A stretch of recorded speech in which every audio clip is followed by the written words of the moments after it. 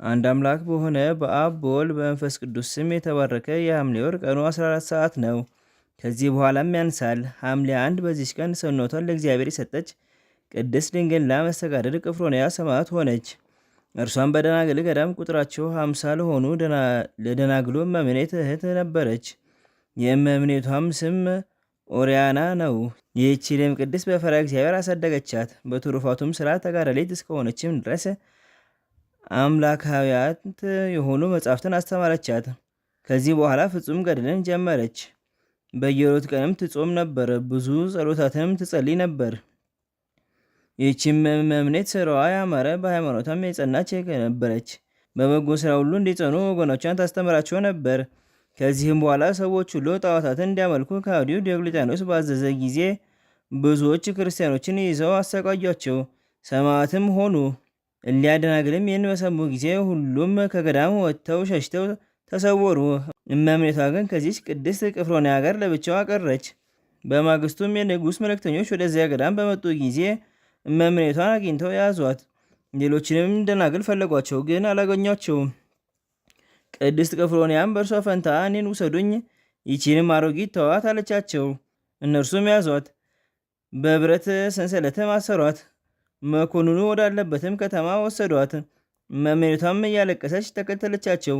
ወደ መኮንኑም ባደረሷት ጊዜ ለአማልክት ሰዊ አላት። ብዙ ቃል ኪዳንም ገባላት።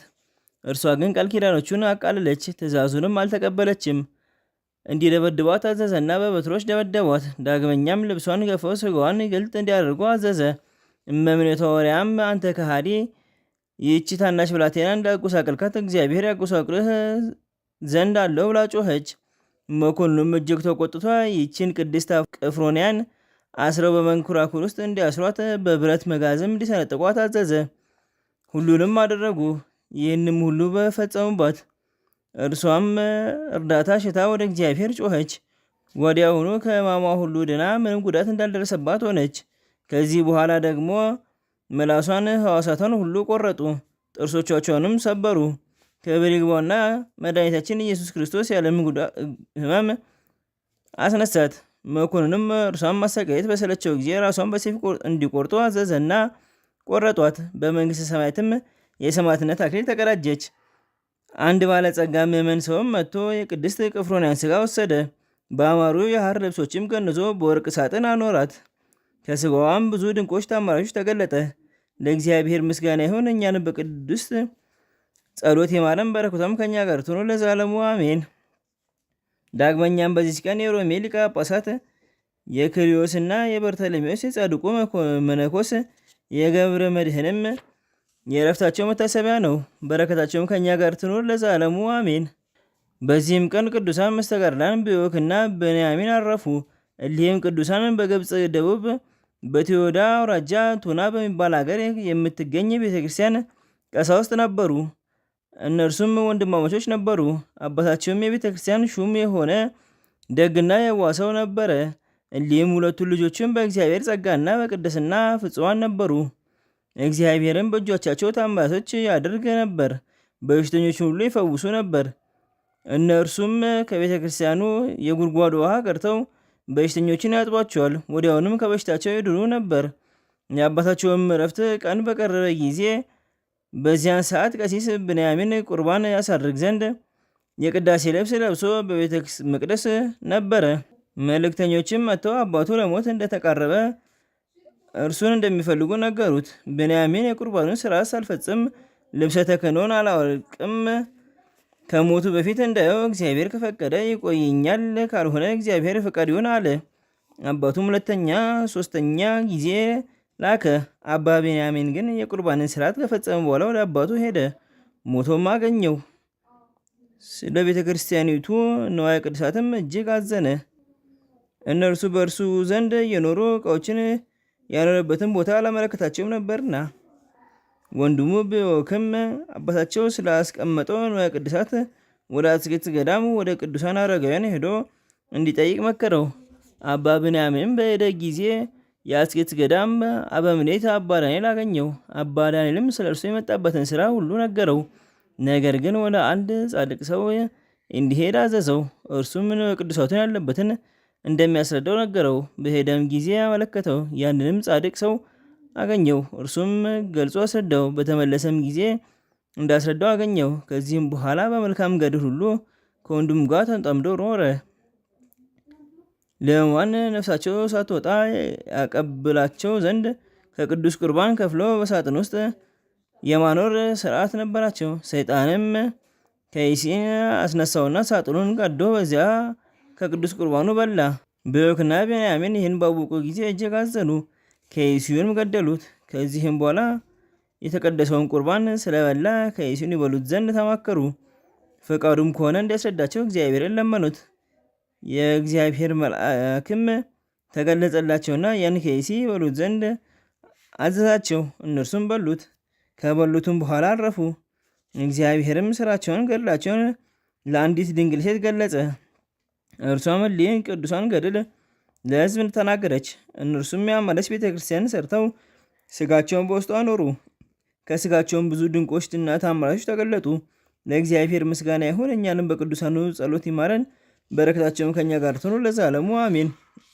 በዚህችም ቀን የሊቀ ጳጳሳቱ የአግናጤዎስ የሰማዕቱ መታሰቢያ ነው። በረከቱም ከኛ ጋር ትኑር ለዘላለሙ አሜን። ዳግመኛም በዚች ቀን ሐዋርያው ቅዱስ ቶማስ በመሽታ ቤት ባደረጓት ሴት ላይ ተአምር አደረገ። ስራ የሚሰራ አንድ ጎልማሳ ነበር። ከሐዋርያ ቶማስም እጅ የተባረከ እንጀራ ከሕዝቡ ጋር ተቀበለ። ወደ አፉም ሊጨምረው በወደደ ጊዜ እጆቹን ደረቁ። ያዩትም ሰዎች ግን በዚህ ሰው ላይ የሆነውን ለሐዋርያት ነገሩት። ሐዋርያው ቶማስም ጠራው። ልጄ ሆይ አትፍር፣ ንገረኝ፣ ቸርነትን በግልጽ ዘልፏልና አለው። ያም ሰው ከሐዋርያት እግር በታች ሰገደ። መልካም ስራ የሰራው መስሎኝ ክፉ ስራን ሰርቻለሁ።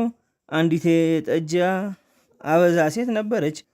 አስቀድሞ ወደ እርሷ እኔ እገባ ነበር።